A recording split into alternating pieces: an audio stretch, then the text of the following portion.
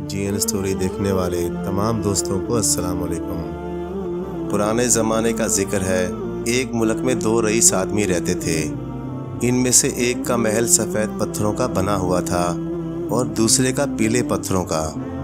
ان کے محلوں کی وجہ سے لوگوں نے انہیں سفید محل کا نواب اور پیلے محل کا نواب کہنا شروع کر دیا۔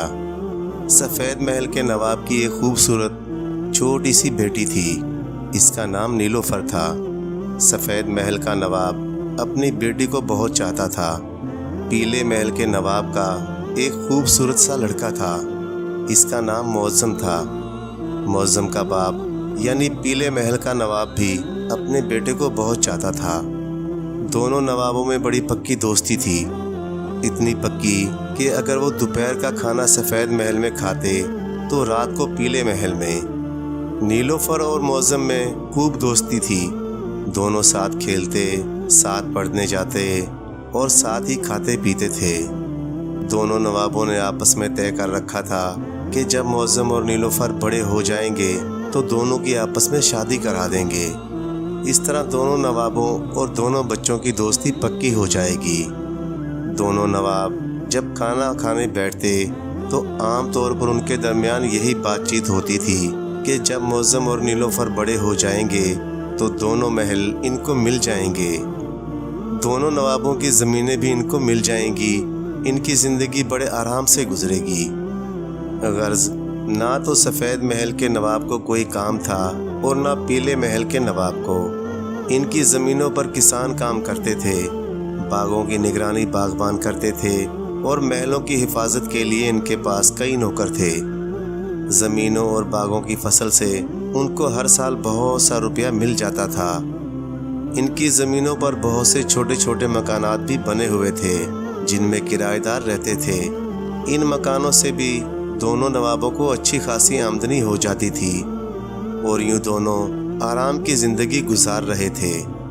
ان کا کام تو بس سیر و تفریح کرنا اور اپنے بچوں کے متعلق باتیں کرتے رہنا تھا۔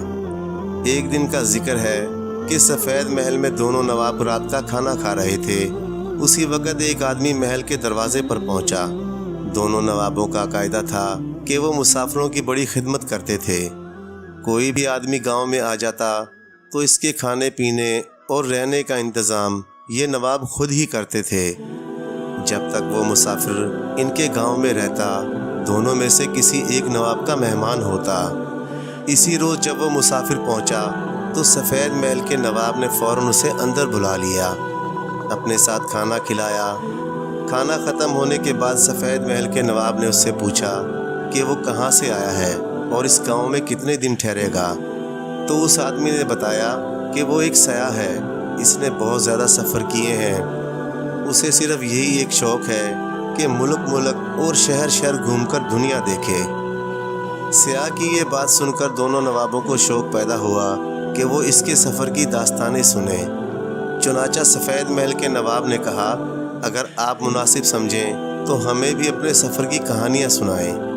میں نے تو دنیا میں اتنی عجیب و غریب چیزیں دیکھی ہیں کہ اگر ہر چیز کے متعلق بتانا شروع کروں تو اس کے لیے کئی مہینے درکار ہوں گے۔ سیاح نے دھیرے سے جواب دیا۔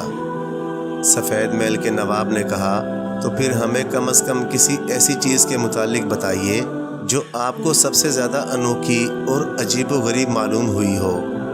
سیاح نے کہا، ایک ایسی عجیب و غریب چیز کے متعلق میں آپ کو بتا سکتا ہوں جسے دیکھ کر مجھے بڑی حیرت ہوئی اور اب بھی سوچتا ہوں کہ جو کچھ میں نے دیکھا ہے کہیں وہ خواب تو نہیں۔ لیکن جو چیز اپنی آنکھوں سے دیکھی ہے اور بڑی دیر تک وہاں ٹھہر کر اسے دیکھتا رہا ہوں، اسے خواب کا کہہ کر ٹال بھی نہیں سکتا۔ سیاح کے اس جملے سے دونوں نوابوں کا شوق اور زیادہ بڑھ گیا۔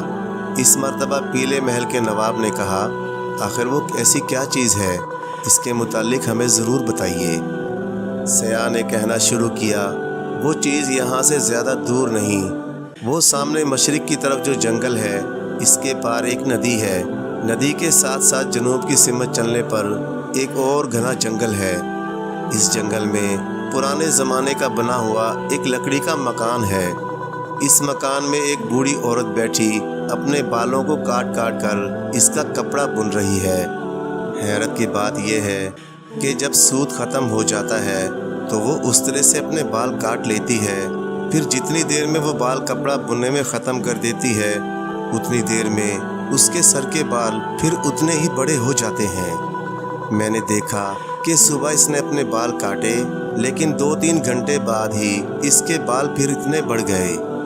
اس کے چھوٹے سے مکان میں بالوں کے بنے ہوئے اس کے کپڑوں کے بے شمار تھان رکھے ہیں۔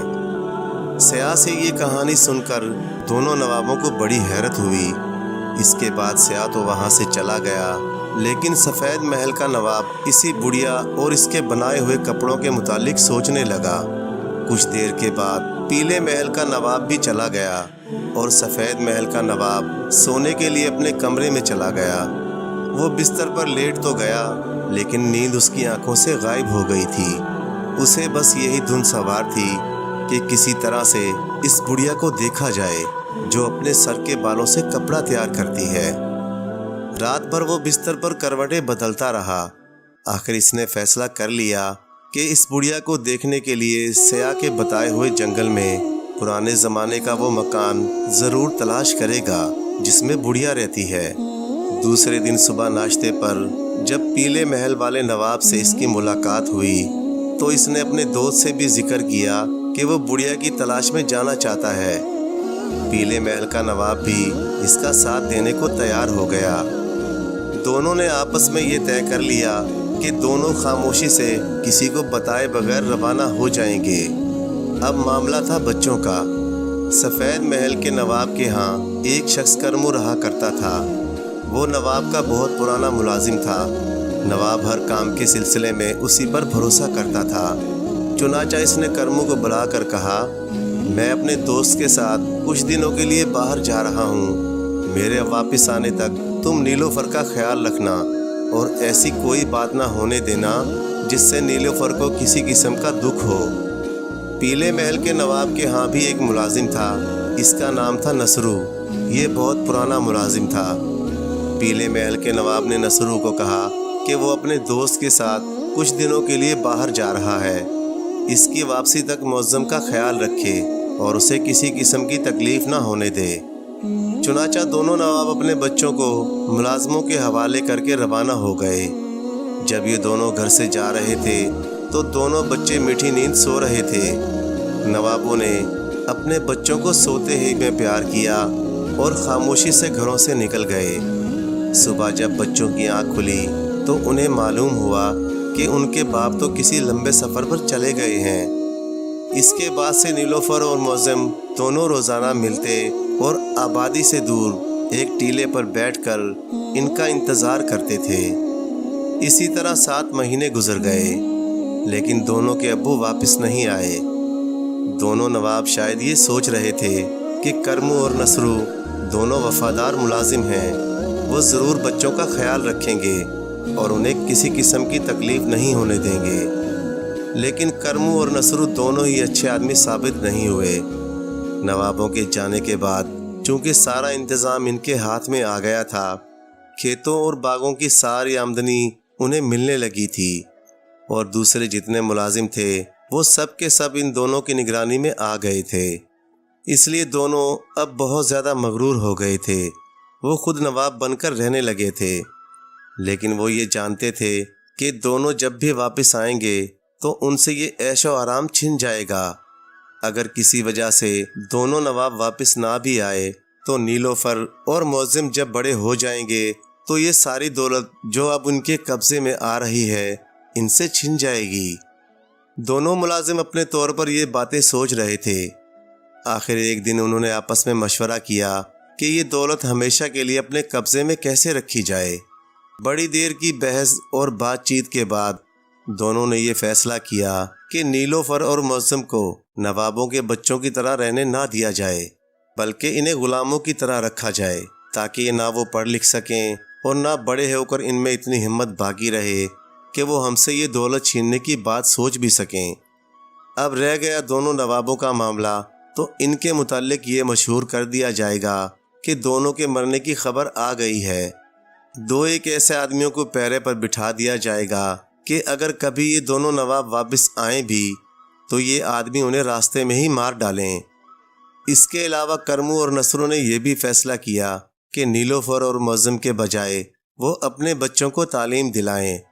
آپس میں یہ فیصلہ کر کے دونوں نے نیلوفر اور معظم سے ان کے اچھے اچھے کپڑے چھین لیے اور پھٹے پرانے کپڑے دے کر ان سے کہا کہ وہ روزانہ صبح اٹھ کر بھیڑیں چرایا کریں، ورنہ انہیں کھانا بھی نہیں ملے گا۔ نیلوفر اور معظم اب روزانہ بھیڑیں چراتے، صبح سے شام تک وہ جنگل میں رہتے۔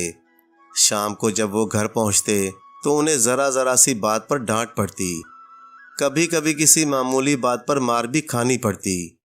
سونے کے لیے دونوں کی ٹوٹی پھوٹی چارپائیاں دے دی گئیں جن پر وہ بھیڑوں کے پاس ہی سو جایا کرتے تھے۔ اسی طرح 2 مہینے اور گزر گئے۔ ایک دن ان کی 2 بھیڑیں چرتے چرتے جنگل میں بڑی دور نکل گئیں۔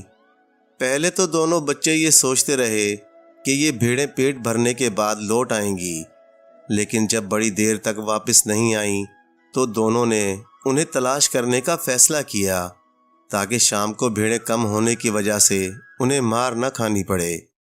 وہ اپنی بھیڑوں کو تلاش کرتے ہوئے خود بھی جنگل میں بڑی دور نکل گئے، یہاں تک کہ شام ہو گئی۔ اب اندھیرے کی وجہ سے انہیں راستہ بھی سمجھ نہیں آ رہا تھا۔ گھبرا کر وہ دونوں رونے لگے۔ اسی وقت ایک بوڑھی عورت ان کے پاس پہنچی۔ اس نے دونوں بچوں کو روتے دیکھا تو ان سے پوچھا کہ وہ کیوں رو رہے ہیں۔ دونوں بچوں نے اس عورت کو اپنی پوری کہانی سنا دی۔ عورت نے پیار سے ان کے سر پر ہاتھ پھیرا اور کہا کہ اب اگر بھیڑوں کے بغیر گھر واپس گئے تو کرمو اور نصرو تمہیں بہت ماریں گے، اس لیے یہی بہتر ہے کہ تم میرے ساتھ رہو۔ نیلوفر نے پوچھا لیکن آپ رہتی کہاں ہیں؟ بوڑھی عورت بولی میں اسی جنگل میں رہتی ہوں۔ اس جنگل میں آپ کہاں رہتی ہیں؟ یہاں آپ کو ڈر نہیں لگتا؟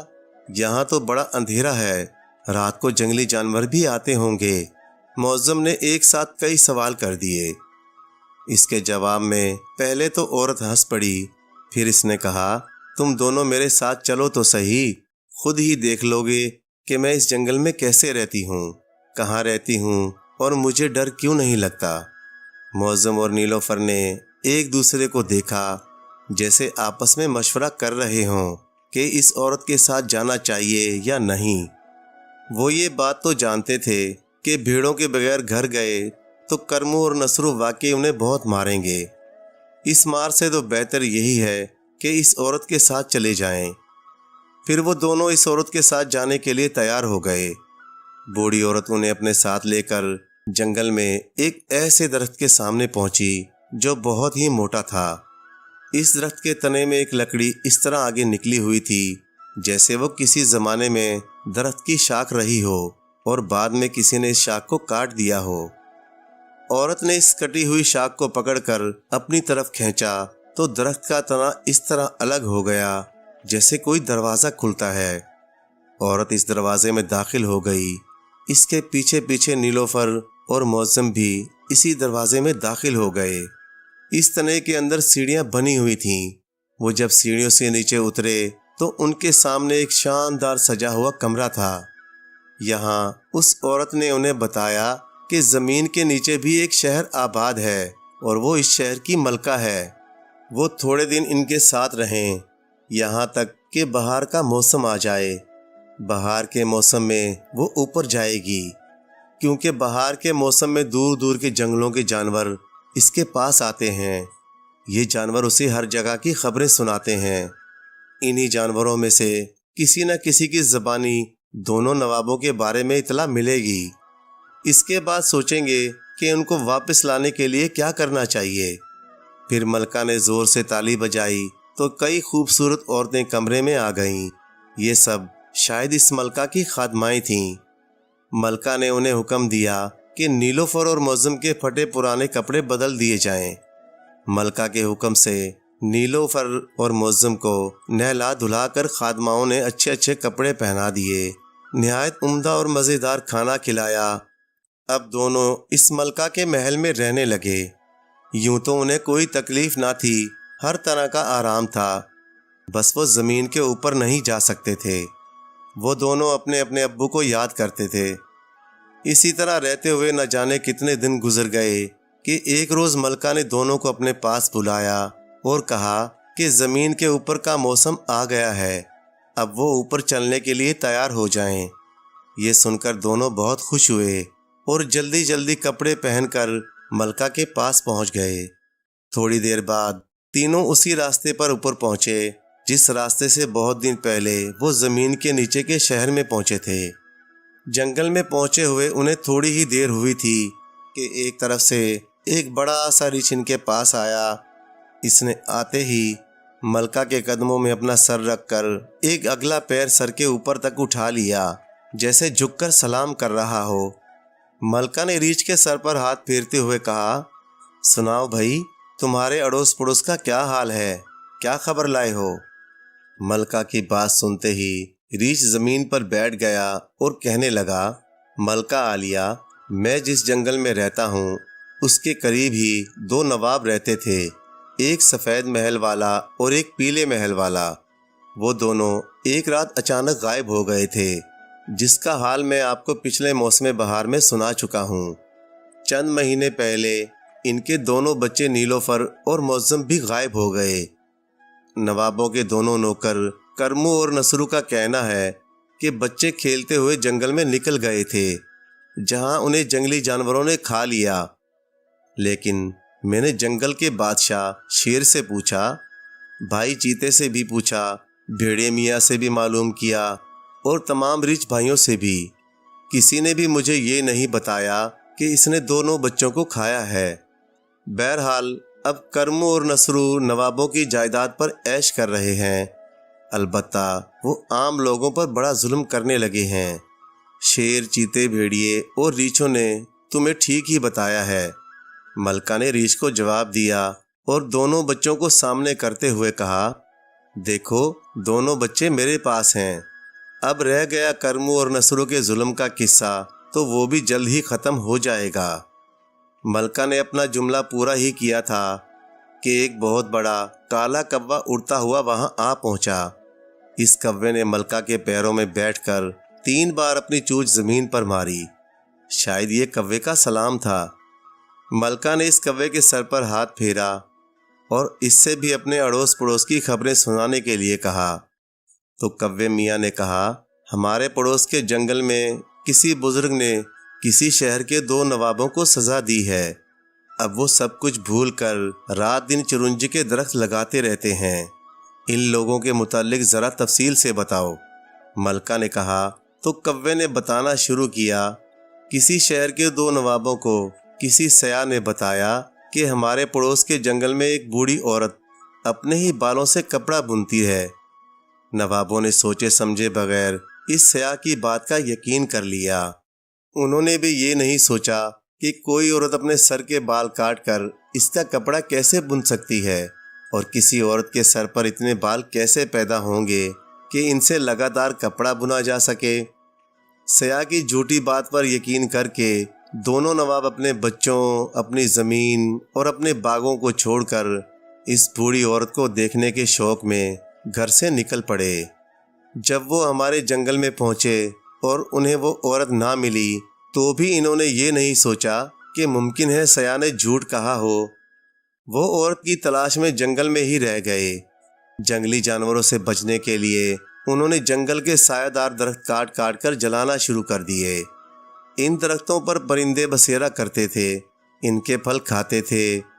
مسافر اگر ادھر سے گزرتے تو ان درختوں کے سائے میں آرام کرتے تھے۔